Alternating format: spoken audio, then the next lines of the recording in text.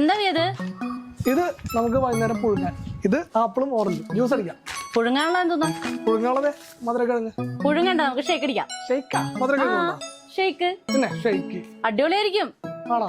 പറ്റിക്കണല്ല. അടിക്കും വാ.